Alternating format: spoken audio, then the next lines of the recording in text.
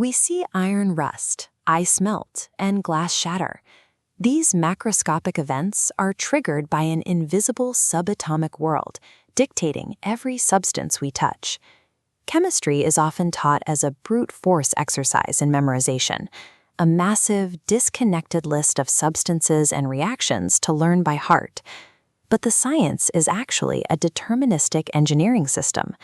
If you understand the rules governing subatomic parts, you can predict the properties of the macroscopic whole. Whether a material is solid or highly conductive or violently reactive, these are strictly emergent phenomena. These properties are derived entirely from subatomic configurations. To understand this system, we are building matter from first principles. We will start inside the atom, construct the periodic table's predictive matrix, and scale up to complex chemical dynamics. Mastering chemistry is about understanding the three fundamental particles that build the universe. The foundational logic of chemistry rests on two axioms: the law of conservation of mass and the law of definite proportions. Matter cannot be created or destroyed, only rearranged in fixed, predictable ratios.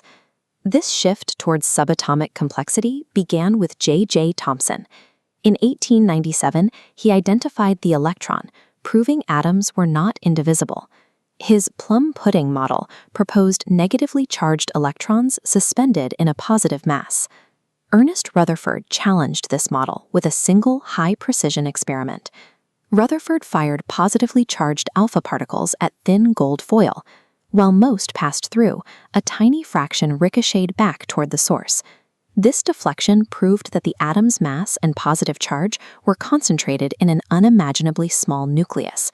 To explain why electrons didn't simply crash into that nucleus, Niels Bohr proposed they were locked into fixed energy shells, K, L, M, and N. They occupy specific rungs, providing the atom with structural stability. We identify elements by their atomic number, or Z. This is the exact number of protons in the nucleus, the unchanging identity of the substance. We determine the mass number, or A, by adding protons and neutrons. This allows us to distinguish between isotopes, atoms with the same atomic number but different masses, as well as isobars and isotones. Despite the mass held in the nucleus, an atom's reactivity is dictated by its outermost layer, the valence electrons. These are the particles that engage with the world to form bonds. Dmitri Mendeleev first attempted to organize elements by atomic mass. This created inconsistencies, forcing him to leave gaps and break his own sequence to keep elements with similar properties together. Henry Moseley resolved these inconsistencies by arranging the table by atomic number instead of mass. This perfectly aligned the elements into S, P, D, and F blocks based on their electron configurations. This grid is the modern periodic table, a predictive matrix of 18 groups and 7 periods. Every coordinate on this map signals a specific chemical behavior. As you move from top to bottom down a group, atomic size increases. Each row adds a new electron shell, physically pushing the radius outward. This distance weakens the nucleus's pull on outer electrons. Ionization energy decreases, making it easier for the atom to lose electrons, a hallmark of metallic character. Across a single period from left to right, atomic size actually shrinks. The number of shells remains constant, but the increasing number of protons in the nucleus pulls the electrons in tighter. This tighter pull causes ionization energy and electronegativity to spike on the right side of the table. These elements aggressively attract electrons, defining non-metallic behavior. By identifying an element's coordinates on this matrix, we can deduce its valency, its capacity to bond with others to reach a stable state. These trends create two broad categories: metals on the left, which are typically conductive and malleable solids, and nonmetals on the right, which tend to be gases or brittle insulators. Advanced chemistry often focuses on the anomalies that break these standard rules, such as mercury and bromine existing as liquids at room temperature. Carbon provides the most extreme examples. Graphite is a nonmetal that conducts electricity, while diamond is a perfect insulator and the hardest natural substance. Both are made of the exact same carbon atoms, just in different configurations. When substances mix without forming chemical bonds, they retain these unique physical properties. We can use these physical differences to separate these components.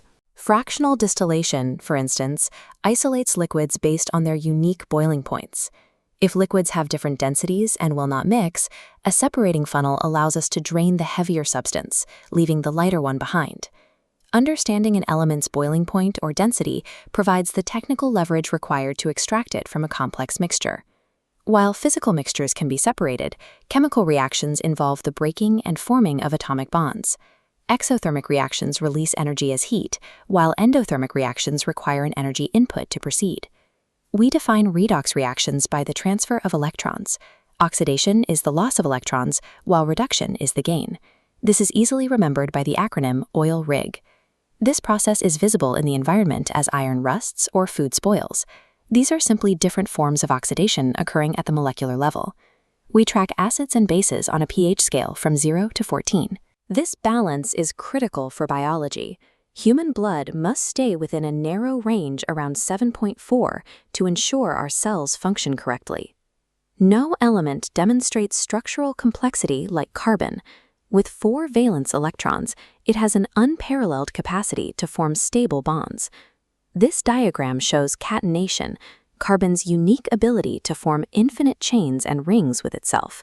This creates homologous series and isomers, compounds with the same atoms but different structural shapes and entirely different properties. We apply this chemistry in saponification, using strong bases to break down the carbon chains in fats to engineer soap molecules. Carbon's structural flexibility provides the necessary framework for the intricate chains and rings that constitute complex materials and biological life. We have traced matter from subatomic particles to periodic trends, and from physical properties to complex carbon architectures.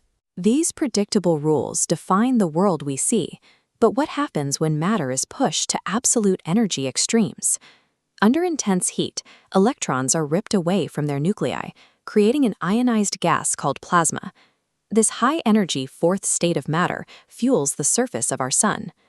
At the opposite extreme, we find the Bose-Einstein condensate. When a gas is cooled to a fraction of a degree above absolute zero, the atoms stop moving independently. They blur together into a single quantum superatom.